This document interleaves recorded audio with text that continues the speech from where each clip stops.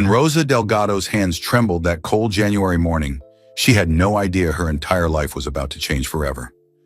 For 8 years, Rosa had been the perfect housekeeper for basketball legend Michael Jordan. She cleaned every room with care. She never complained. She treated his huge Chicago mansion like it was a sacred place. But on this particular day, something terrible happened. Rosa was dusting the trophy room, just like she had done 1,000 times before. Her fingers were hurting. She had arthritis, which made her hands stiff and painful. Still, she reached up to clean a beautiful crystal vase sitting on a tall pedestal. This wasn't just any vase. It was worth $50,000. $50,000. That's more money than Rosa made in an entire year. It was a gift from an important diplomat. Michael Jordan himself had told visitors how expensive and rare it was. As Rosa's cloth touched the smooth crystal, her hand suddenly cramped. The pain shot through her fingers, and in that split second, the vase slipped from her grip. Time seemed to slow down. Rosa watched in horror as the $50,000 vase tumbled through the air. She reached out, trying desperately to catch it, but it was too late. The vase hit the marble floor and exploded into 1,000 glittering pieces. The sound was almost musical, like wind chimes breaking. But to Rosa, it sounded like her whole world shattering. She dropped to her knees, shaking and crying. Her entire year's salary wouldn't even pay for half of what she just destroyed. At 52 years old, with limited English and arthritis that made her hands unreliable, where would she find another job like this? And what about her daughter Camilla? Rosa had sacrificed everything to send her to Northwestern University. Camilla was studying to become a doctor. This job made that dream possible. Now it was all gone, destroyed in one terrible moment. Rosa knelt there in the broken crystal, sobbing when she heard footsteps. Michael Jordan stood in the doorway. He'd just come back from his morning workout. His face showed no emotion as he looked at the shattered vase on his floor. Rosa tried to apologize, but she was crying so hard she could barely speak. Words tumbled out in broken English and Spanish. "I'm so sorry. My hand. I'll pay. I'll find a way." "Rosa," Michael's voice was quiet and controlled. "Stand up." Her legs shook as she rose to her feet. She couldn't look at his face. "Yes, we need to talk about this," he said. Rosa felt the room spinning. This was it. 8 years of perfect work, gone. Her daughter's education, gone. Everything she'd built in America, shattered like the crystal at her feet. But what Michael Jordan said next would shock Rosa so much that she would collapse in tears all over again. His reaction wasn't what anyone would expect. Not what Rosa expected. Not what you're expecting right now. What happened in that trophy room would reveal a secret that had been hidden for 8 years. A secret that was actually inside the vase itself. A secret that would change both of their lives forever. But I can't tell you what it is yet. You need to watch the whole video to find out what Michael Jordan did when his housekeeper broke his $50,000 vase. Because I promise you, his reaction will leave you absolutely speechless. Trust me, you don't want to miss this. Stay tuned. Rosa Delgado's fingers ached as she reached for the crystal vase on the mahogany pedestal. January in Chicago meant her arthritis flared up something fierce, turning simple tasks into small battles against her own body. She'd taken her medication that morning, the pills that cost nearly as much as her grocery budget, but they hadn't kicked in yet. Still, she wouldn't complain. Not about this job. Never about this job. The trophy room gleamed under her careful attention, every surface reflecting the weak winter sunlight that filtered through the floor-to-ceiling windows. 8 years she'd been cleaning this room, and it never got old. The awards, the photographs, with the memories of greatness captured in glass cases and golden statues. It all represented something bigger than herself. Rosa had learned early on that working for Michael Jordan wasn't just a job, it was a privilege. She climbed the small step stool, her knees protesting slightly. The vase sat on its pedestal like a queen on a throne, all sharp angles and perfect clarity, catching light and throwing rainbows across the wall. She'd heard Mr. Jordan tell the mayor about it last month during a dinner party. A gift from Ambassador Hassan, he'd said. $50,000. 18th century Persian crystal. $50,000. The number had made Rosa's stomach flip. That was more than she'd earned in 2 years when she first came to America. More than she had in savings even now, after 8 years of careful budgeting and sacrifice. She pulled out her microfiber cloth, the special one she used only for the most delicate items, and began to dust. The crystal was cool beneath her touch, smooth as ice. Beautiful, really. She could understand why someone would pay so much for something so... Her right hand spasmed. It happened sometimes, a sudden seizing of muscles that her doctor said was normal for someone her age, who'd worked with her hands all her life. Usually it was just an annoyance, a moment of discomfort that passed. Not today. The vase slipped from her grip like water through fingers. "No!" Rosa's voice came out as a strangled whisper. Time crystallized into something slow and terrible. She watched the vase tumble through the air, spinning lazily, catching the light one final time. Oh, it seemed to hang there for an impossible moment, suspended between her reaching hands and the unforgiving marble floor below. Then gravity remembered its job. The sound of $50,000 shattering was surprisingly delicate. Not a crash or a boom, but a musical tinkling, like wind chimes made of stars. Crystal fragments exploded across the white marble in a glittering constellation of destruction. Rosa stood frozen on the step stool, her traitorous hand still extended, still shaped around the ghost of what it had been holding. She couldn't breathe, couldn't think. The world had narrowed to the sparkling debris at her feet and the rushing sound of blood in her ears. "Dios mío," she whispered. "Dios mío, no, no, no." Her legs trembled as she climbed down from the stool. She dropped to her knees beside the wreckage, her hands hovering over the pieces but not touching them, as if maybe, somehow, she could will them back together through sheer desperation. $50,000. Her entire year's salary wouldn't cover half of it. At 52 years old, with limited English and a resume that began and ended with housekeeping, where would she find another job like this? Who would hire her after Mr. Jordan let her go? And he would let her go. Of course he would. She'd destroyed something priceless through carelessness, through her stupid, failing body that couldn't even hold on to things anymore. Camilla. The thought of her youngest daughter hit Rosa like a fist to the chest.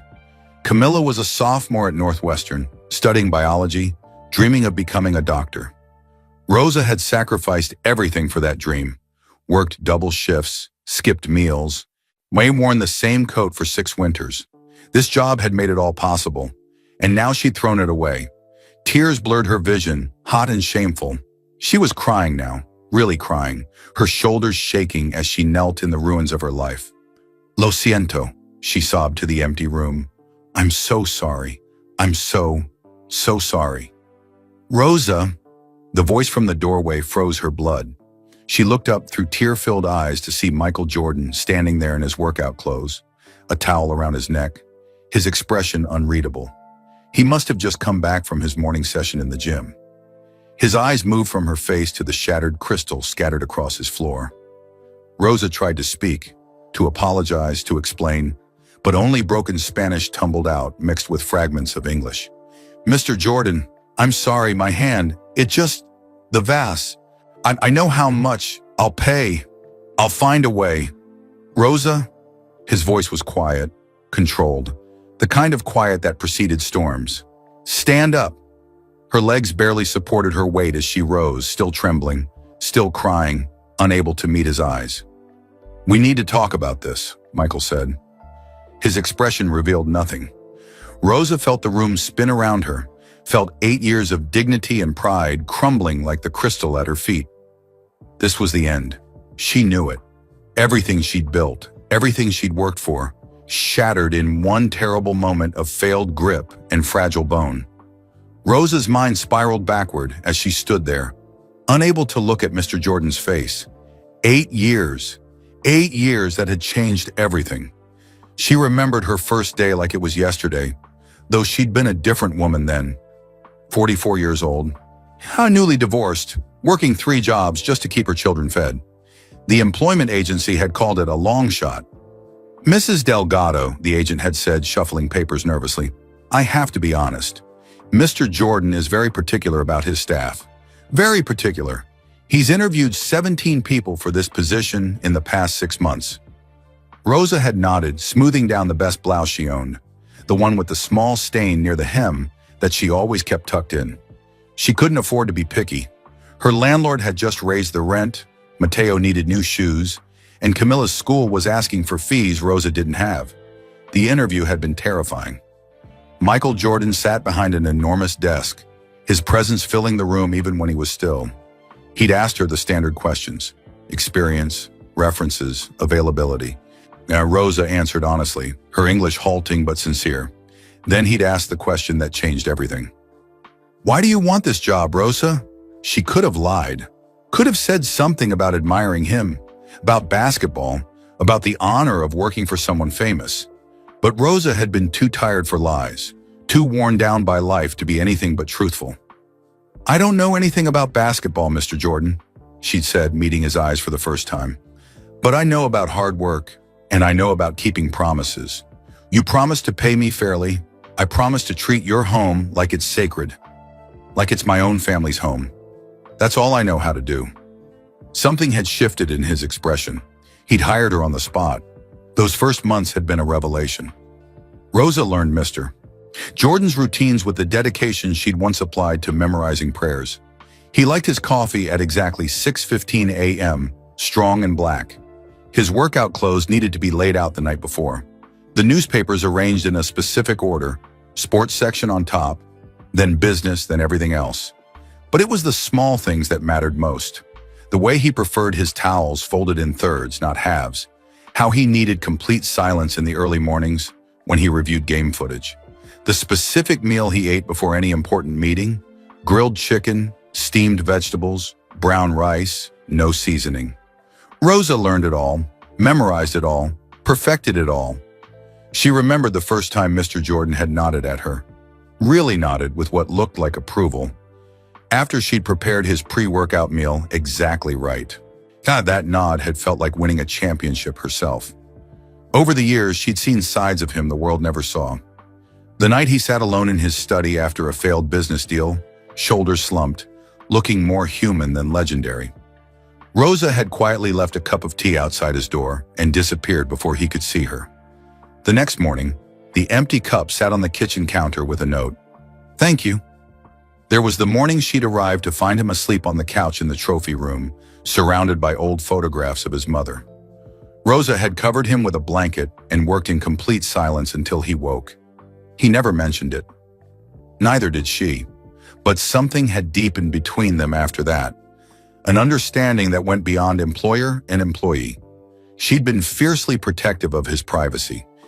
When reporters had tried to bribe her for information, offering amounts that would have solved all her problems, she'd refused without hesitation. "Mr. Jordan's home is sacred," she'd told one particularly pushy journalist. "I don't break promises." And Mr. Jordan had noticed. He noticed everything. The Christmas when Rosa had worn the same threadbare coat she'd had for 4 years, a new winter coat appeared in the staff room with a note: "From Secret Santa." Rosa knew there was no Secret Santa. She'd cried in the bathroom for 10 minutes before composing herself. When Camilla got accepted to Northwestern, Mr. Jordan had called Rosa into his office. "I hear congratulations are in order," he'd said. Rosa hadn't told him about the acceptance.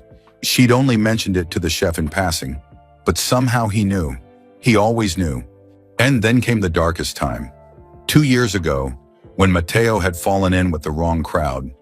Gangs were recruiting in their neighborhood, and her son, angry about the divorce, struggling with being the man of the house at 16, had been vulnerable. Rosa had tried to hide her distress, but her eyes must have given her away. Mr. Jordan had noticed her crying in the hallway one afternoon. "Rosa, is everything all right?" "Yes, Mr. Jordan, everything is fine." He'd looked at her for a long moment. "I don't believe that, but I respect your privacy. Just know, if you ever need help, you ask. Understood?" A week later, Matteo came home with information about a youth program. Basketball-based, mentorship-focused, with connections to job training. "Some guy called me," Matteo had said, confused. "Said someone recommended me." Rosa had known immediately. She'd never asked Mr. Jordan about it, never thanked him directly. But 6 months later, when Mateo graduated from the program, clean, focused, with a part-time job lined up, Rosa had left a note on Mr. Jordan's desk. "My son is alive because of you. I will never forget." His response came the next day. "Your son is alive because of you. I just made a phone call." That was who Michael Jordan was when the cameras were off and the world wasn't watching. A man who noticed, a man who cared, a man who helped without needing credit.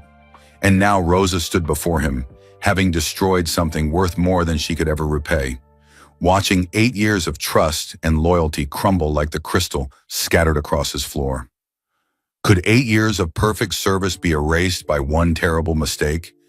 Could loyalty be shattered as easily as Persian crystal? Rosa finally forced herself to look up at his face, searching for some hint of what was coming. His expression was still unreadable, his arms crossed, his eyes moving from her tear-stained face to the glittering destruction between them. "Mr. Jordan," she whispered, her voice breaking. "Please, Sit down, Rosa," he said, gesturing to the leather chair behind her. Her legs were shaking so badly she nearly collapsed into it. This was it, the moment he would tell her to leave, the moment everything ended. Michael Jordan remained standing, looking down at her, and Rosa realized with a sinking heart that she'd never felt smaller in her entire life. The silence stretched between them like a chasm. Rosa's hands twisted in her lap, her fingers interlacing and separating. A nervous habit she'd had since childhood. She could hear the grandfather clock in the hallway ticking, each second a hammer blow against her composure. Michael Jordan moved to the window, his back to her now, hands clasped behind him. The winter sun caught the gray in his hair, reminding Rosa that even legends aged, even greatness eventually showed its years. "Rosa," he said finally, his voice measured and calm, "how long have you worked for me?" 8 years, Mr. Jordan. 8 years and 2 months. "And in those 8 years, have you ever broken anything before?" Rosa's throat tightened. "No, sir, never. I swear, I've always been so careful." "I know you have." He turned to face her, and there was something in his expression she couldn't quite read. Not anger exactly, something else. Something that made her chest ache. "That's why I'm asking." He walked back toward her, and Rosa instinctively pressed herself deeper into the chair. He didn't sit. Instead, he leaned against his desk, arms crossed, studying her with those intense eyes that had stared down opponents on basketball courts around the world. "How much do you think that vase was worth?" The question felt like a trap. Rosa's voice came out barely above a whisper. $50,000, Mr. Jordan. I heard you tell the mayor. 18th century Persian crystal. $50,000, he repeated, nodding slowly. That's a lot of money. Yes, sir. Do you have $50,000, Rosa? The question pierced her like a blade. Fresh tears spilled down her cheeks. No, sir. I have maybe 8,000 in savings. For Camilla's next semester. For her books and... Her voice broke. I'm so sorry, Mr. Jordan. I'm so sorry. Michael was silent again, and the silence was worse than any words. Rosa's mind raced through impossible calculations. If she worked for free, how long would it take to pay back $50,000? Years, decades. And that assumed he'd even let her keep working here, which he wouldn't. Why would he? She thought of Camilla, her brilliant daughter who studied until midnight every night, who wanted to be the first doctor in their family. How would Rosa tell her that Northwestern was over, that the dream was finished because her mother's arthritic hands had failed at the worst possible moment? She thought of Mateo, finally on the right path, working construction, saving money, building a life. How would he react when he found out his mother had been fired and disgraced for destroying something priceless? She thought of her tiny apartment, the one she kept immaculate, the one she was so proud of because it represented everything she'd built in America. How long before she lost that too? Mr. Jordan, please, Rosa heard herself saying, desperation making her voice thin and high. I'll work for free. I'll give you every penny I have. I'll work extra hours. I'll do anything. Rosa! His voice cut through her panic. Stop! She stopped, mid-sentence, her mouth still open. Stand up! Her legs trembled as she rose. She felt dizzy, the room tilting slightly. When was the last time she'd eaten? Breakfast? Yesterday? Michael Jordan looked at her for a long moment, his face still maddeningly unreadable. Then he did something that shocked her into stillness. He knelt down and began picking up the larger pieces of crystal. "Mr. Jordan," Rosa gasped, immediately dropping beside him. "No, please, this is my job, my mess, you shouldn't." "Tell me about Camilla," he said, as if she hadn't spoken, as if it was perfectly normal for Michael Jordan to be on his knees picking up broken glass. "How's she doing at Northwestern?" Rosa's brain couldn't process the shift. What? Your daughter, Camilla. How is she?" "I don't understand." "Humor me, Rosa." Her hands shook as she reached for a shard of crystal. She's doing well, Mr. Jordan. She's a biology major. She wants to be a doctor. She works in the campus library 3 days a week for extra money, and Rosa's voice cracked. "She calls me every Sunday to tell me about her classes. She's so happy there. So happy." Michael nodded, placing a piece of crystal carefully in his palm. "What kind of doctor does she want to be?" "A pediatrician. She loves children. She volunteers at the free clinic near campus every Saturday." Rosa wiped her eyes with the back of her hand, smearing tears across her cheek. "She says she wants to help families like ours. Families who can't afford—" She couldn't finish. The irony was too cruel. Her daughter wanted to help people who couldn't afford things, and here was Rosa, unable to afford the consequences of her own mistake. "And Mateo?" Michael asked, still collecting shards. "Still staying out of trouble?" "Yes, sir. He's working construction now, saving money. He wants to—" Rosa's breath hitched. "He wants to thank you himself someday. For the program. And for giving him a chance when nobody else would." "He gave himself a chance," Michael said quietly. "I just made a phone call." They worked in silence for a moment, the soft clink of crystal pieces the only sound. Rosa kept glancing at Mr. Jordan, trying to understand what was happening. Why was he being kind? Why wasn't he yelling, firing her, calling his lawyer? Finally, Michael stood, brushing off his hands. He gestured for Rosa to stand as well. She did, clutching a handful of broken crystal, feeling the sharp edges pressing into her palm but not caring. Michael walked to his desk and pulled out his checkbook. Rosa's heart plummeted to her feet. This was it. He was going to make her sign something. A payment plan that would trap her in debt for the rest of her life. Maybe he'd garnish her wages, take her savings, force her to— He wrote something on a check, his pen moving with swift, decisive strokes. Then he tore it out with a sharp, ripping sound that made Rosa flinch. He held the check in his hand, not offering it to her yet. His eyes met hers with an intensity that made her want to look away, but she forced herself to hold his gaze. "I've made a decision about the Vase," he said. Rosa braced herself, every muscle in her body tensing. "But first," Michael continued, his voice dropping lower, "I need to tell you something I've never told anyone on my staff. Something that happened a long time ago. Something that will explain why your mistake today—" He paused and something flickered across his face. "Why it matters more than you realize." Rosa's hands clenched around the crystal shards. Blood from a small cut on her palm mixed with her tears, but she barely noticed. What could he possibly need to tell her? What could explain any of this? Michael Jordan looked down at the check in his hand, then back at Rosa, and for the first time since entering the room, something like emotion crossed his features. "When I was 13 years old," he began, and Rosa held her breath. "Something happened that changed my entire life." Michael walked to the window again, the check still in his hand, his shoulders carrying a weight Rosa had never seen before. Outside, snow had begun to fall, soft flakes drifting past the glass like memories. "When I was 13 years old," he continued, his voice quieter now, "I was cut from my high school basketball team." Rosa blinked, surprised. She knew almost nothing about basketball, but she knew Michael Jordan was the greatest player who ever lived. How could he have been cut?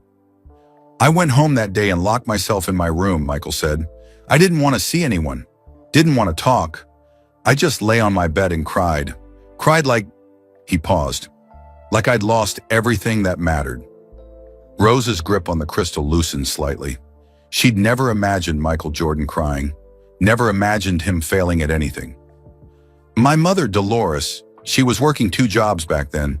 She cleaned offices in the morning and worked at the bank at night.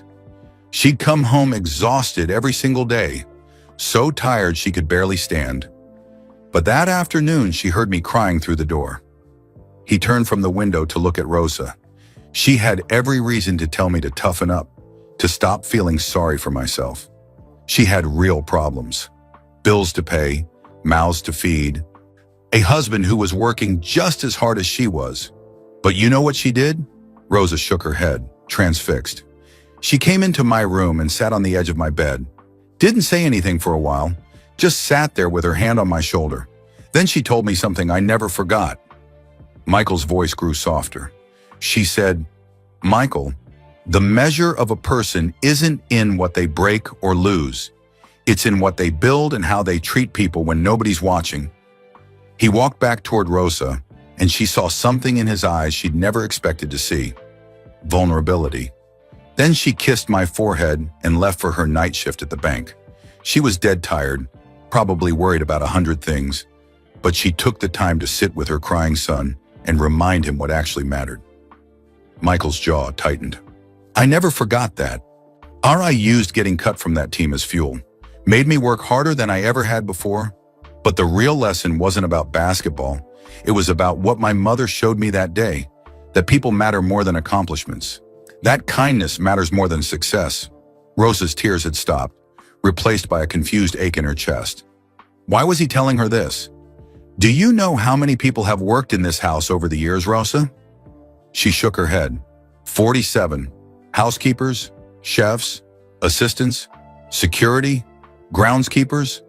47 different people since I bought this place. He leaned against his desk again. Do you know how many lasted more than 2 years? No, sir. 5. Most people quit, or I had to let them go within the first year. Some lasted 6 months. A few made it to 18 months. 5 made it past 2 years. His eyes locked on hers. You know how many I trusted enough to have keys to every room? Access to my private office? Permission to be here when I'm traveling? When I'm vulnerable? When my children are here? Rosa's voice came out as barely a whisper. How many? 1. He let that sink in. You, Rosa. Only you. Fresh tears blurred her vision. Do you know why? She couldn't speak, could only shake her head. Because you never asked for anything. Because you treated my home like it was sacred, just like you promised in that interview 8 years ago. Because when reporters offered you money for information about me, you told them to go to hell. A slight smile crossed his face. The chef told me about that, by the way. Said you used some very colorful Spanish words. Despite everything, Rosa felt a tiny, unexpected laugh bubble up. I'm sorry, Mr. Jordan. I shouldn't have. Don't apologize for that. Don't ever apologize for loyalty. His expression turned serious again. That vase you broke? The $50,000 Persian crystal? Rosa's momentary lightness evaporated. Yes, sir. It was a gift from Ambassador Hassan 3 years ago. He gave it to me after I turned down a business deal with him, a deal that would have made me a lot of money, but would have required me to endorse a product I didn't believe in. Michael picked up one of the larger crystal shards, examining it in the light. The ambassador was impressed that I turned down the money, said most Americans would sell their souls for the right price. He gave me that vase as a token of respect. He set the shard down on his desk with a soft click. Hey, I kept it because it was expensive, because it looked impressive, because when people came to my house, I could point to it and tell them the story and watch their eyes widen at the dollar amount. His voice carried an edge of self-disgust. But did I like it? Did it mean anything to me personally? Rosa didn't answer, sensing the question was rhetorical. No, Michael said flatly. It was just another thing, another possession, something to dust and worry about and insure. That's all it ever was. He walked around his desk and sat down heavily in his chair, suddenly looking tired. The other day, my daughter called me from college. She was upset about something a professor said to her. Made her feel small, made her doubt herself. And you know what I did, Rosa? No, sir. I was too busy to really listen. I was reviewing contracts or checking my phone, half paying attention. I told her I'd call her back later. He rubbed his face with both hands. Do you know if I called her back? Rosa shook her head. I didn't. I forgot. I was too focused on my schedule, my meetings, my next deal, my things. He gestured broadly at the room around them, the trophies, the awards, the expensive furniture, the broken vase. All these expensive, meaningless things. His eyes found Rosa's again, and there was something raw in them now. When I walked in here and saw that vase broken on the floor, you want to know my first thought? What, Mr. Jordan? Relief. The word hung in the air like a confession. For just a second before I saw you crying, I felt relieved, like something I'd been carrying without realizing it had been taken off my shoulders. Rosa stared at him, not understanding. Then I saw you, Michael continued, on your knees crying, terrified, and I saw someone who cares more about my home than I do sometimes. Someone who takes pride in every detail, who treats everything here with more respect than I show it. Someone who was devastated not because she'd be punished, but because she thought she'd let me down. He stood again, restless, moving to the window and back. You know what else I saw? I saw my mother, Dolores Jordan, working herself to exhaustion, caring more about her children than about herself, measuring her worth by how well she served the people she loved. His voice thickened. My mother died 3 years ago, Rosa. 3 years. And I've spent those 3 years so focused on building my legacy, my brand, my empire, with that I forgot what she tried to teach me when I was 13 years old. He picked up the check from his desk, holding it up so Rosa could see it, though she couldn't read the amount from where she stood. So here's what's going to happen, Michael said, his voice steady now, decided. Take the check, Rosa. Look at it. Read the number written there. Rosa's hands shook as she reached out. She took the check from him, her eyes struggling to focus through tears and confusion and exhaustion. When she finally read the amount, her knees buckled. $75,000. The room spun. Rosa grabbed the edge of the desk to keep from falling. I can't, this doesn't. Sit down before you fall down, Michael said, not unkindly. Rosa collapsed into the chair, the check fluttering in her trembling hands. $75,000. It was impossible. It was insane. I don't understand, she whispered. Michael crouched down so he was at eye level with her, his hands resting on the arms of her chair. $75,000, Rosa. $50,000 is the value of the Vase. That debt, it's settled. You don't owe me a penny. Not now, not ever. But the other $25,000 is 8 years of Christmas bonuses I never gave you, he said quietly. 8 Christmases where you worked through the holidays so my family could celebrate, so I could host parties, so everything would be perfect. 8 Christmases where you sent your own children to their grandmother's house so you could be here, making sure my home ran smoothly. Rosa's tears came in earnest now, her whole body shaking with sobs she couldn't control. For 8 years of never complaining, Michael continued. 8 years of loyalty and discretion and care. 8 years of making this place feel like a home instead of just a house full of expensive things. His voice grew firmer. That's worth more than any vase. That's worth more than any amount of money I could write on a check. Mr. Jordan, I can't accept this. I can't. You can and you will, he said, standing up. But there's a condition. Rosa looked up at him, her vision blurred, the check crumpling slightly in her grip. One thing you have to do for me if you accept this, Michael said, and his expression turned serious again, almost stern. Rosa held her breath, waiting for the other shoe to drop, for the impossible price that would make this all make sense. You have to promise me, Michael said slowly, Anna, that you'll never, and I mean never, apologize for being human again. Rosa stared at him, her mind unable to process his words. What? You heard me. Michael walked back to his desk and pulled out a manila envelope Rosa hadn't noticed before. Never apologize for being human. Never apologize for an honest mistake. And never, ever think that your value is determined by the things around you. He sat down across from her, the envelope resting on his lap.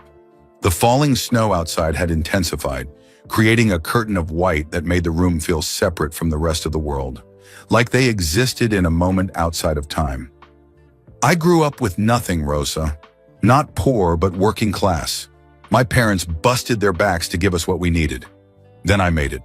He made more money than I ever dreamed possible. More money than seemed real. He looked around the trophy room, his gaze distant. And somewhere along the way, I started measuring success by the wrong things. Houses, cars, watches, crystal vases from diplomats I barely knew. Things. Michael picked up one of the broken pieces of the vase, turning it over in his hand. Light caught the facets, throwing tiny rainbows across his palm. My mother died 3 years ago. Cancer. She fought it for 18 months, and I was there as much as I could be, but... His voice caught. Never enough. Never as much as I should have been. At the funeral, you know what people talked about? Rosa shook her head, transfixed. Not my championships, not my businesses, not any of the things I thought defined me. And they talked about Dolores Jordan, how she made everyone feel valued, how she remembered names, asked about people's families, showed up when it mattered.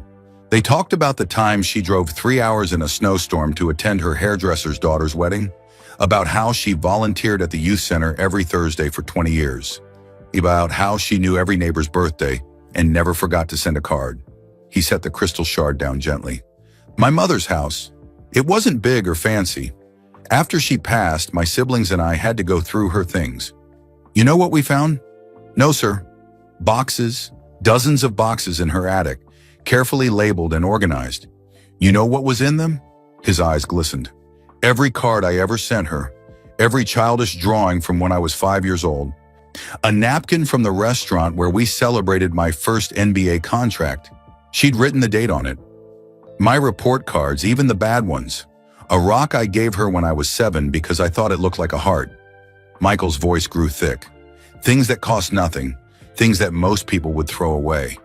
But to her, they were priceless because they were about people she loved, about moments that mattered. Rosa clutched the check tighter, understanding beginning to dawn. When you broke that vase, Rosa, you gave me something worth more than $50,000. He leaned forward, his elbows on his knees. You gave me a wake-up call. You reminded me what my mother tried to teach me my whole life. What actually matters in this world. Mr. Jordan, let me finish. He held up a hand. You were terrified, devastated. Not because you'd lose money. The vase wasn't yours to lose. You were crying because you thought you'd disappointed me. Because you thought you'd failed to uphold the trust I placed in you. Because you care. He stood and walked to a photograph on the wall, one Rosa had dusted 1,000 times.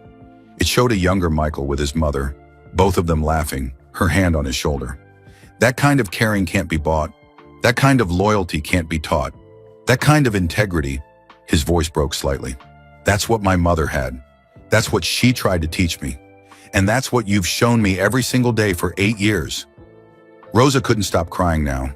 The check in her hands, the money, none of it seemed real. What was real was the man standing before her, one of the most famous people in the world, showing her a side of himself she'd never imagined existed. Michael returned to his desk and picked up the envelope. Rosa, I need you to open this. With shaking hands, she set the check down and took the envelope.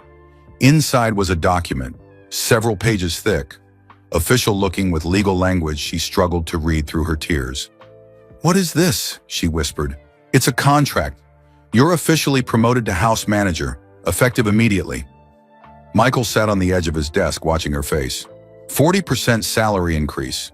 You'll oversee the other staff, set your own hours, and work directly with me on all household matters. Full benefits, including health insurance that actually covers your arthritis medication. Don't think I haven't noticed you rationing those pills. Rosa's hands flew to her mouth. But there's more, he continued. Page 3. Read page 3. She flipped through with trembling fingers. The words swam before her eyes. Education fund. Full tuition coverage. Graduate and professional school programs. Camila Delgado. 4 years of medical school, Michael said quietly. Fully covered. Your daughter wants to be a pediatrician? She'll be a pediatrician. You won't have to work double shifts or skip meals or worry about textbook costs ever again. I can't. This is too much. I can't accept. You can and you will. His voice was firm but kind. Because if you don't, You're telling me that 8 years of loyalty, discretion, and dedication are worth less than a crystal vase. And I know that's not true. You know that's not true. Rosa tried to speak but couldn't. Her throat had closed completely. Her body racked with sobs that came from somewhere so deep she didn't know she could feel this much.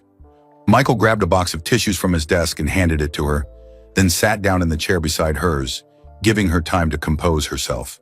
When she could finally breathe again, she looked at him through red, swollen eyes. Why? The word came out broken. Why are you doing this? Because you deserve it. Because my mother would be ashamed of me if I didn't. Because... He paused, choosing his words carefully. Because 3 months ago, I came home early from a trip. It was a Sunday morning, around 7. I'd had a terrible meeting in Charlotte. Old injuries were flaring up, and I was feeling every one of my years. I was in a dark mood, Rosa. Really dark. Rosa remembered that Sunday. She'd been in the kitchen, on preparing his usual breakfast, even though she hadn't expected him home. I walked in, Michael continued, and I heard singing, coming from the kitchen, some Spanish song I didn't recognize. I stood in the hallway and listened. You were singing while you worked, and you sounded happy, genuinely happy, like being in this house, doing this work, brought you joy. He smiled, a real smile that reached his eyes. You had no idea I was there. You were just being yourself, humming, singing, making sure everything was perfect because that's who you are. And you know what, Rosa? That sound, someone happy in my home, someone who brought life and warmth to these rooms, it changed my whole day. Hell, it changed my whole week. Rosa wiped her eyes, remembering that morning. She'd been thinking about Camilla's last phone call. One about how proud she was of her daughter. And yes, she'd been happy, content in a way that had nothing to do with money or status and everything to do with gratitude for what she had. You can't put a price on that, Michael said softly. You can't put a price on coming home and feeling like it's actually a home instead of just a showcase for trophies and expensive things. You can't put a price on trust, on loyalty, on the way you've loved this place and everyone in it. He gestured at the broken vase. That thing was worth $50,000 to someone, somewhere, but it was never worth anything to me except as a conversation piece, a way to impress people I didn't even like. You, Rosa. His voice grew fierce with conviction. You're irreplaceable. Rosa looked down at the contract in her lap, at the check on the desk, at this man who had just turned her entire world upside down in the span of 20 minutes. There's just one condition, Michael said, and Rosa's heart seized. One thing you have to do for me if you accept this promotion. She looked up at him, waiting, barely breathing. Michael's expression turned serious, almost stern. You have to start taking care of yourself. See a doctor about that arthritis. A good one, not the free clinic. Take your medication on schedule. And if you ever feel sick, tired, or in pain, you tell me. You don't push through it. You don't sacrifice your health for my house. Understood? Rosa nodded, unable to speak. Say it out loud, he insisted. I need to hear you promise. I promise, she whispered. I promise, Mr. Jordan. Michael, he corrected. From now on, when it's just us, you call me Michael. That broke her completely. Rosa buried her face in her hands and wept, not from fear or sadness anymore, but from overwhelming, devastating relief. 8 years of pressure, of worry, of struggling to keep everything together released all at once. Michael let her cry, didn't try to comfort her or make her stop. He just sat there, patient and present, until the storm passed. When Rosa finally looked up, her face blotchy and swollen, Michael was holding out a glass of water.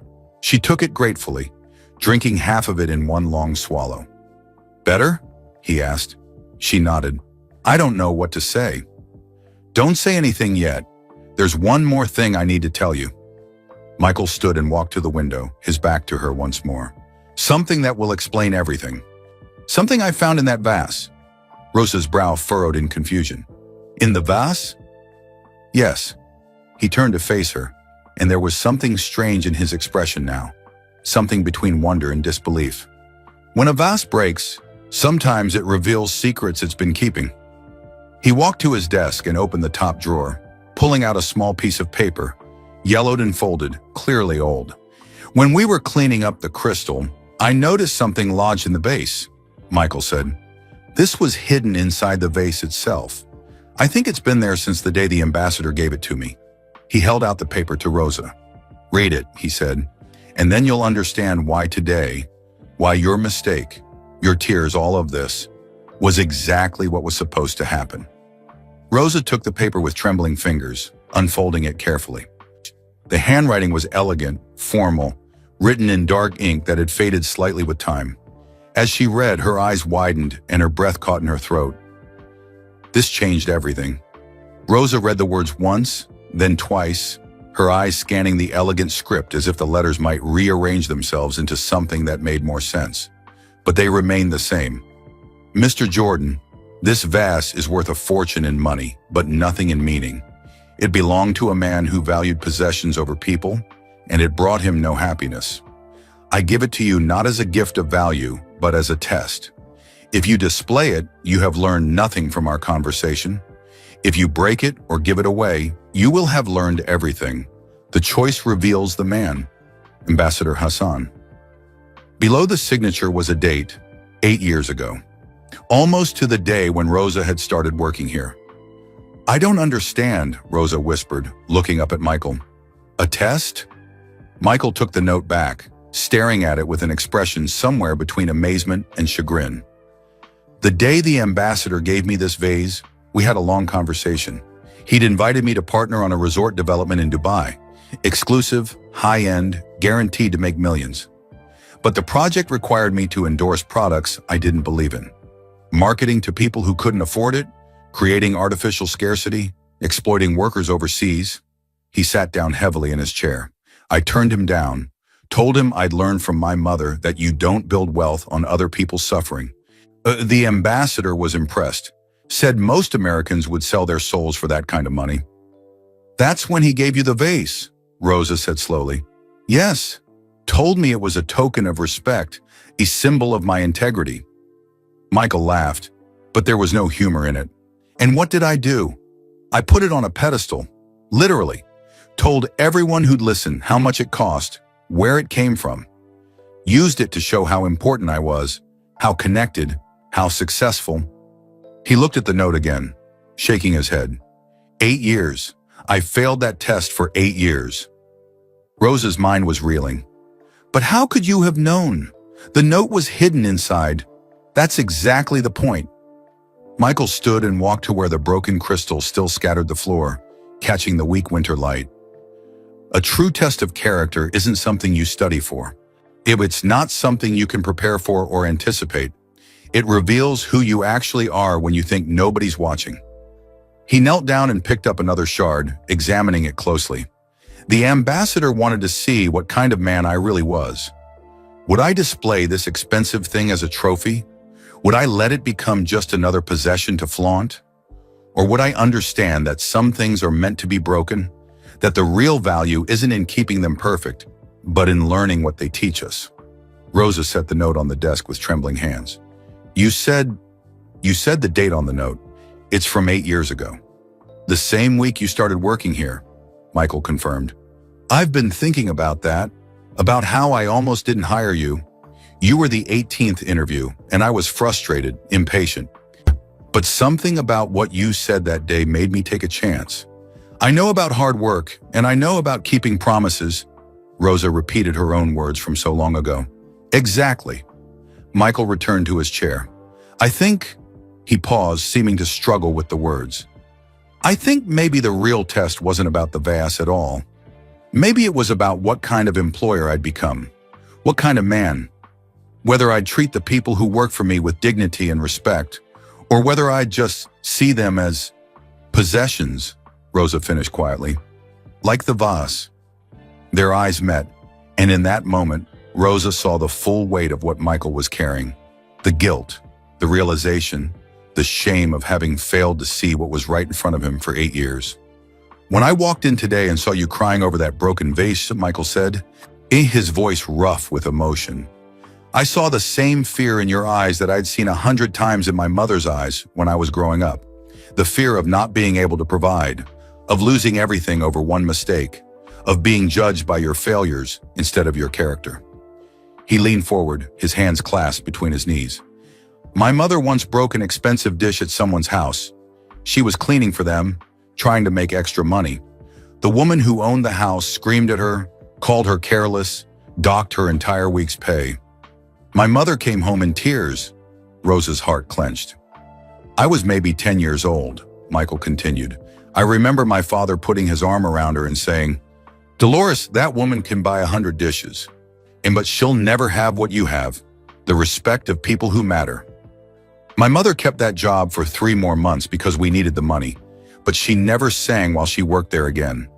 That woman had broken something in her that took a long time to heal. Michael's eyes were wet now. When I saw you on your knees today, terrified, apologizing in 2 languages, I heard my mother's voice. I saw her breaking in the same way. And I realized I had become that woman. Not in how I treated you maybe, but in what I valued, in what I displayed, in what I thought mattered. He picked up the note again, reading it one more time. The ambassador knew. Somehow he knew that I needed to learn this lesson, that I needed to be tested on whether I'd value things or people. And I failed that test, Rosa. Failed it for 8 years. But you didn't fire me, Rosa said softly. When I broke the vase, you didn't, because you finally gave me the chance to pass. Michael's voice was fervent now. You broke the vase. You revealed what was hidden inside, both literally and figuratively. You gave me the opportunity to choose, things or people, possessions or human beings, the value of crystal or the value of 8 years of loyalty and love. He stood and walked around the desk, holding out his hand to Rosa. Stand up. She did, her legs still shaky. I want to show you something, Michael said. He led her to the wall where the photograph of him and his mother hung. See how she's looking at me in this picture? Rosa studied the image. Dolores Jordan's face was radiant with pride, her eyes soft with unmistakable love. That's how my mother looked at everyone she cared about, Michael said. Not with judgment, not with conditions, just with this acceptance, this belief that people were inherently valuable, regardless of what they produced or achieved or owned. He turned to Rosa. That's how you've treated my home, with love, not obligation, with pride, not resentment. You've brought the spirit of my mother into this house, and I've been too blind to see it, too focused on my things to notice the person who made them matter. Michael walked back to his desk and pulled out one more document. This is the deed to my mother's house, the one where we found all those boxes of memories. Rosa's eyes widened. I've been paying to maintain it, but I haven't been able to go back. It's been too painful. But I think, he swallowed hard, I think my mother would want someone there who understands what she valued. Someone who would treat those memories with the care they deserve. Mr. Jordan, I couldn't possibly... I'm not giving it to you, he said quickly. I'm asking if you'd be willing to help me, to go through those boxes with me, to help me understand what my mother was trying to teach me through all those saved cards and drawings and napkins, to help me learn to value what she valued. Rosa stared at him, overwhelmed. You want my help? I need your help, Michael corrected, because you understand something I forgot. You understand that the measure of a person isn't in what they own or display. It's in what they build, who they love, and how they treat people when nobody's watching, just like my mother said when I was 13. He picked up the pieces of the broken vase, gathering them in his hands. This vase needed to break, Rosa. It needed to shatter so that what was hidden inside could be revealed. The ambassador's test, the truth about what I'd become, the opportunity to choose differently. Michael walked to the wastebasket beside his desk and held his hands over it. So I'm making a choice now, a choice I should have made 8 years ago. He opened his hands. The crystal shards fell into the trash with a musical clatter that sounded almost like applause. From now on, Michael said, brushing off his hands, if you see anything in this house that looks too precious to touch, too expensive to use, too perfect to be around people, you have my permission to break it. I mean that. Despite everything, Rosa felt a laugh bubble up through her tears. You can't be serious. I'm completely serious. He smiled, a genuine smile that transformed his entire face. Things are meant to be used, enjoyed, lived with. They're meant to serve people, not the other way around. If something makes you afraid to touch it, it doesn't belong in a home. It belongs in a museum. He gestured around the trophy room. All of this, the awards, the memorabilia, the expensive gifts, they're just things. They document what I did, but they don't define who I am. Who I am is defined by moments like this, choices like this, or by whether I value a Persian crystal vase or the woman who's treated my home with more love than I've shown it myself. Michael returned to his desk and picked up a pen. On a fresh piece of paper, he wrote something, then taped it to the wall right next to his mother's photograph. Rosa stepped closer to read it. The measure of a person isn't in what they break or lose. It's in what they build and how they treat people when nobody's watching. Dolores Jordan. I'm keeping this where I can see it every day, Michael said. A reminder of what my mother tried to teach me. A reminder of what you showed me today. He turned to Rosa, extending his hand. So do we have a deal? Will you accept the promotion? Will you help me remember to value people over possessions? Will you help me be the kind of man my mother raised me to be? Rosa looked at his outstretched hand, then at the check on the desk, then at the contract that promised to change her entire life. She thought about Camila, who could now become a doctor without her mother sacrificing everything. She thought about Matteo, working construction, trying to build a life. She thought about 8 years of fear that she might lose this job, this stability, this chance at a better life. And she thought about the broken vase and the hidden note, and the test that had taken 8 years to finally pass. She took Michael's hand. Yes, yes to everything. They shook, and as they did, Rosa felt something shift in the room, in the air between them, in the dynamic that had defined their relationship for 8 years. This wasn't employer and employee anymore. And this was something deeper, more meaningful. This was mutual respect, mutual understanding, mutual recognition of each other's humanity. There's one more thing, Michael said, not releasing her hand yet. I want you to bring Camila by sometime. I'd like to hear about her plans, meet the daughter you've sacrificed so much for. And Matteo, too. I know some people in the construction business who could use a hard worker with character. Thank you, Rosa whispered, her voice breaking again. Thank you for everything. Thank me by taking care of yourself, Michael said firmly. By accepting that you're valued here. By understanding that you don't have to be perfect to be irreplaceable. He finally released her hand and gestured at the floor. Now, should we finish cleaning up this mess? I'm pretty good at picking up broken pieces. Ami had a lot of practice over the years.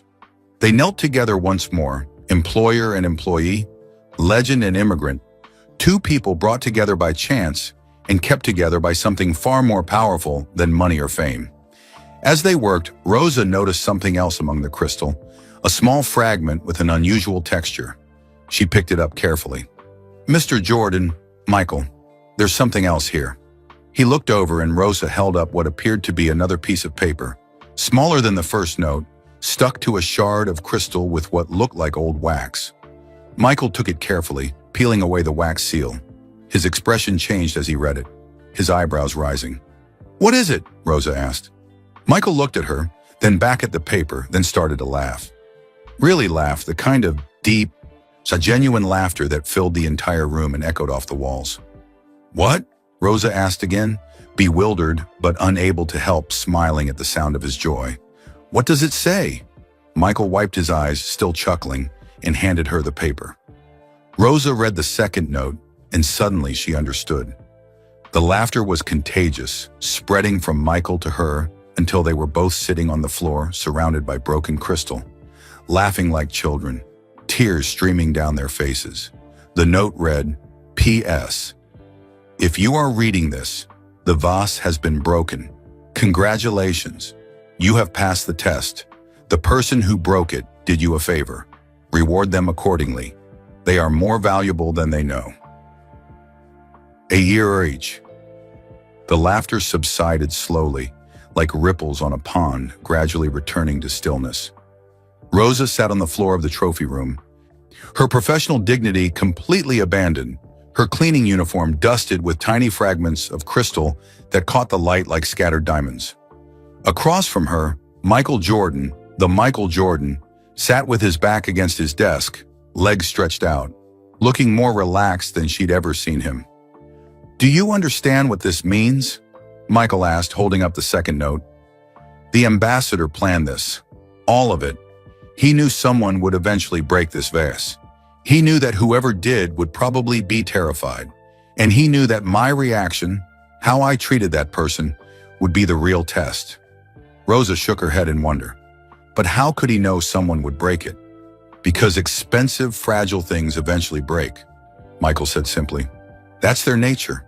You can protect them, worship them, keep them behind glass. But eventually, maybe in 5 years, maybe in 50, something happens.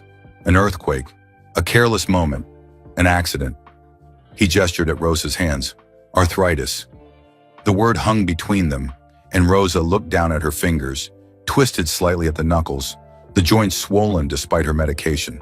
She'd been so ashamed of them, these hands that had betrayed her at the worst possible moment. My mother had arthritis too, Michael said quietly. By the time she was your age, her hands looked just like yours. She was embarrassed by them, tried to hide them in photographs. But you know what I remember most about my mother's hands? Rosa looked up at him. How gentle they were. How they could soothe a fever with just a touch on my forehead. How they braided my sister's hair every morning before school, even when it hurt her to do it. Just how they wrote cards to every person who'd shown our family kindness.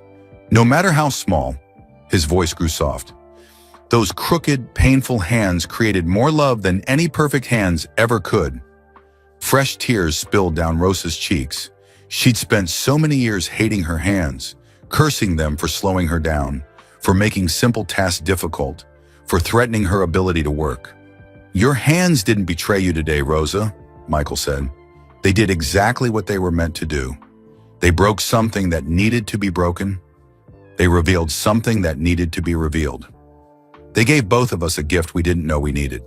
He stood up, brushing crystal dust from his workout pants, and offered his hand to help Rosa to her feet. She took it, letting him pull her up. And for a moment they stood there in the wreckage of the Vase, in the aftermath of everything that had happened. I've been thinking about my mother a lot since she passed, Michael said, not releasing Rosa's hand yet. Trying to figure out what kind of legacy I want to leave. Championships fade. Records get broken, businesses come and go. But the way you make people feel, that lasts forever. He finally let go of her hand and walked to the window. The snow was falling harder now, transforming the grounds into a pristine white landscape. When people remember Dolores Jordan, they don't talk about what she owned or accumulated. They talk about how she showed up, how she listened, how she made a struggling single mother feel valued when she cleaned her house. How she remembered the name of the checkout clerk at the grocery store and asked about his sick daughter. Michael turned back to Rosa. That's the legacy I want. Not the trophies, not the wealth, not the things. I want to be remembered as someone who valued people, who treated them with dignity, who understood that a housekeeper with arthritic hands has infinite more worth than any crystal vase. Rosa pressed her hand to her chest, feeling her heart pound beneath her palm. I don't know what to say. Then don't say anything, Michael said gently. Just accept what I'm offering. The promotion, the money, the trust. Accept that you've earned all of it through 8 years of excellence. Accept that breaking that vase was the best thing that could have happened today. He walked to his desk and picked up both notes from the ambassador. They're studying them. You know what the brilliant part of this test was? The ambassador made sure I couldn't pass it through intention or effort. I couldn't wake up one day and decide to break the vase to prove I valued people over things. That would have been performative, meaningless. It had to be broken by accident, by someone else, by life happening in all its messy, uncontrollable reality. And then your reaction would show who you really are? Rosa said slowly, understanding. Exactly. Michael placed the notes carefully in his desk drawer. The ambassador was testing whether I'd learned what he tried to teach me that day. We talked about the resort development. He told me then that true wealth isn't measured in possessions. It's measured in how you treat the people who serve you. work for you, could depend on you. Michael's expression grew distant, remembering. He said his father had been one of the richest men in his country, had palaces, servants, collections worth millions. But he died alone, bitter, with children who visited out of obligation and servants who celebrated his death. The ambassador said he'd spent his whole life trying not to become his father, trying to learn that people aren't possessions, that loyalty can't be bought, only earned. So he gave you the vase, Rosa said, with the notes hidden inside. He gave me a mirror, Michael corrected, a chance to see myself clearly, to see whether I'd become the kind of man who values things over people, or the kind of man my mother raised me to be. He sat down in his chair and gestured for Rosa to sit across from him. For 8 years, and I failed that test every single day. I displayed that vase prominently, bragged about it, used it to impress people. It became a symbol of my success, my connections, my wealth. But you also hired me, Rosa pointed out. You gave Mateo a second chance. You've been kind to your staff. Kind, yes, but not conscious, not intentional. Michael leaned back. I treated you well because that's how my mother raised me, not because I truly internalized the lesson. I was running on autopilot, the programming my mother installed, while consciously focusing on all the wrong things. He picked up the contract, the one promoting Rosa to house manager. But today, you forced me to make a conscious choice. In that moment when I walked in and saw the vase broken, I had to decide, am I my mother's son? Or am I the kind of man who values a crystal vase over a loyal employee? Am I the student the ambassador hoped to teach? Or am I just another rich man who collects expensive things? And you chose. I chose to finally pass the test, Michael finished. 8 years late, but I passed. Rosa looked at the contract in front of her, at the check that would change her family's life, at the man who had just revealed depths of character she'd never imagined. Can I tell you something? She asked hesitantly. Anything. When I first came to this country, I had nothing. Less than nothing. I had debt, 3 children to feed, and an ex-husband who disappeared.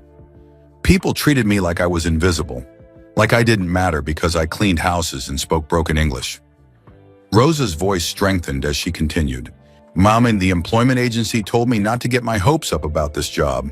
They said you'd want someone younger, more polished, someone who spoke perfect English and understood basketball. They said I should aim lower, accept less. But you came to the interview anyway, Michael said. Because I'd learned something important, Rosa said. I'd learned that my worth wasn't determined by other people's perceptions. My mother, back in Guatemala before she died, she used to tell me, Rosa, the quality of your work speaks louder than the accent in your voice. She looked directly at Michael. You were the first person in America who saw past my broken English and my cleaning uniform. You saw me, you trusted me, and that trust, her voice broke, that trust gave me back my dignity. It let me hold my head up. One, it let me tell my children that their mother had an important job, that she worked for someone who respected her. Michael's eyes were glistening again. So when I broke that vase today, Rosa continued, I wasn't just afraid of losing my job. I was afraid of losing the person I'd become because of this job, the person who mattered, the person who was valued. She picked up the contract, holding it carefully.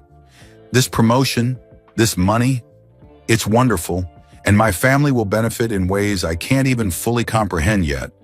But you've already given me something more valuable than any of this.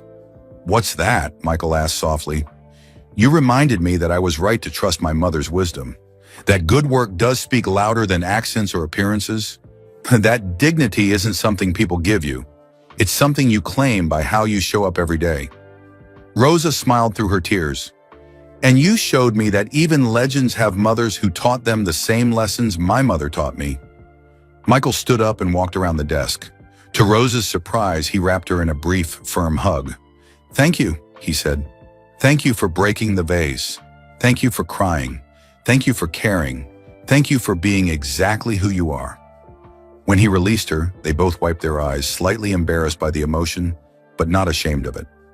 Now, Michael said, his tone becoming more businesslike, let's talk about logistics. As house manager, you'll need an office. I'm thinking we convert the small sitting room on the second floor. It has good light, plenty of space. You'll need a computer, a phone line, whatever equipment makes your job easier. Rosa listened, dazed as he outlined her new responsibilities, her new authority, her new life. And I want you to take tomorrow off, Michael added. Paid, obviously. Go see your doctor about your hands. Get the treatment you need, not the treatment you can afford. Then take Camilla to dinner, somewhere nice. Tell her about the medical school fund. Celebrate. Mr. Jordan, Michael, I can finish cleaning the trophy room first. Absolutely not. He pointed at the scattered crystal. I'm cleaning this up myself. I need to. It's part of passing the test, taking responsibility, doing the work, understanding that no task is beneath me. Rosa opened her mouth to protest, but he held up his hand. This is not negotiable. You're promoted as of right now, which means you're no longer responsible for cleaning floors. That's beneath your pay grade. He grinned. Besides, I think the ambassador would appreciate the symbolism of me cleaning up my own mess, literally and figuratively. Despite everything, Rosa laughed. You're sure? Completely sure. He walked her to the door. Go home, Rosa.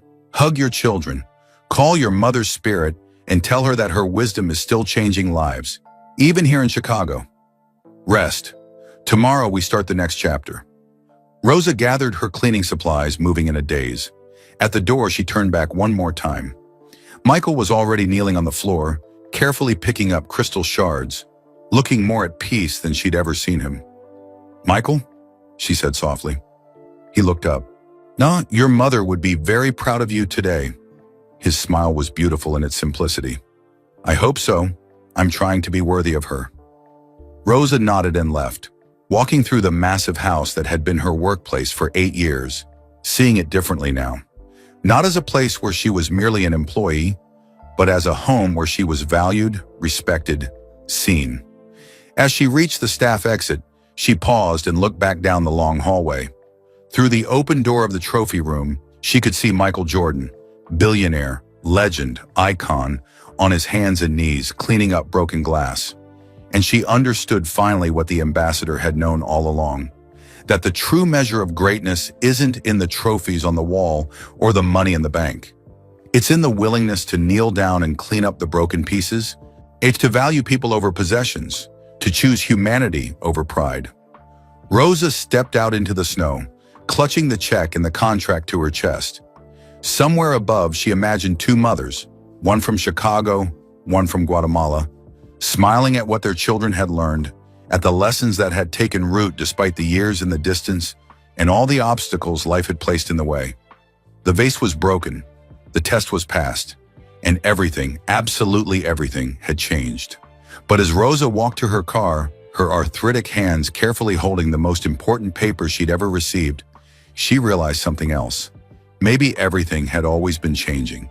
Maybe every day for 8 years had been building toward this moment. Maybe every time she'd chosen excellence over mediocrity, loyalty over convenience, our dignity over resentment, she'd been preparing for the day when a vase would break and reveal not just hidden notes, but hidden truths. She thought of Camilla, who would now become Dr. Delgado. She thought of Mateo, who would have opportunities she'd only dreamed of. She thought of herself, house manager, valued and respected and seen. And she thought of a crystal vase that cost $50,000, but was worth absolutely nothing compared to the lessons it taught when it shattered. As Rosa drove home through the falling snow, she couldn't stop smiling. Her hands ached, her eyes were swollen from crying, and her entire world had been turned upside down. But for the first time in 8 years, maybe for the first time since coming to America, Rosa Delgado felt truly, completely, impossibly rich. Not because of the money in her purse, but because of something far more valuable. The knowledge that she mattered, that her work mattered, that her life, her choices, her presence in the world had meaning beyond what she could measure or count. The vase was broken, but Rosa Delgado was whole. And that, she thought, as she pulled into her apartment complex, as she prepared to tell her children that everything was about to change, that was worth more than all the crystal in the world. If this story touched your heart, let me know where you're watching from in the comments below. Are you from Chicago like Rosa, Guatemala like her mother, or somewhere else in the world? Hit that like button if you believe kindness matters more than money. Subscribe to our channel so we can spread more stories of compassion and humanity to people everywhere. Remember, just like that $50,000 vase, expensive things can break, but kindness lasts forever. Now click on the video appearing on your screen right now for another incredible story that will restore your faith in humanity. Trust me, you don't want to miss it.